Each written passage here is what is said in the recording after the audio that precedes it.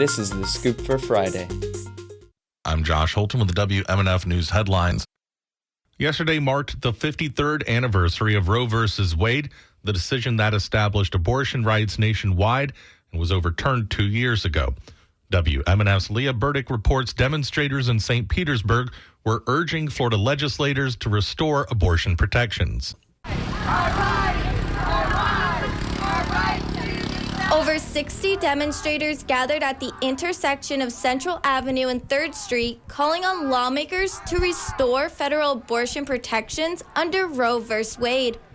Connie Gabrith is a demonstrator who marched for abortion rights in the 1970s.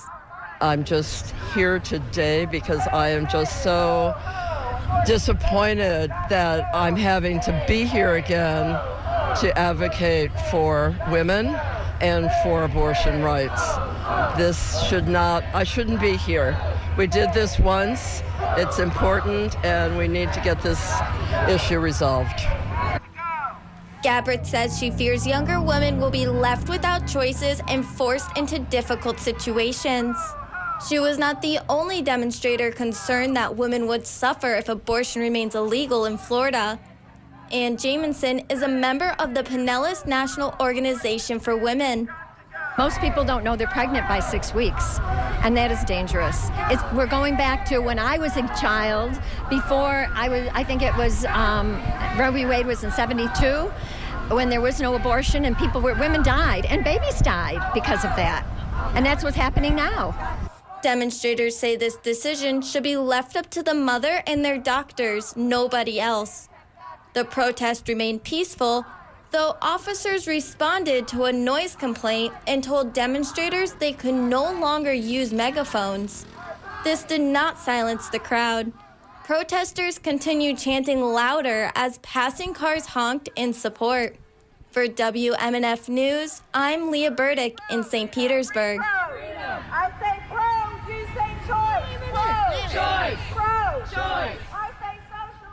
A cruise company wants to build a new cruise port adjacent to the Sunshine Skyway Bridge that will take in ships that can't fit under the bridge.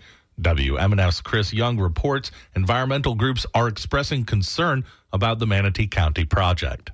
The cruise company SSA Marine is working with Tampa-based Slipknot on plans to develop the port that would be built on a 328-acre tract in Manatee County. The company's website states that the port will support tourism and create over 31,000 jobs. But environmental group Suncoast Waterkeeper says it will threaten the health of watersheds, disrupt a key recreational and fishing area, and could be built too close to a key aquatic preserve.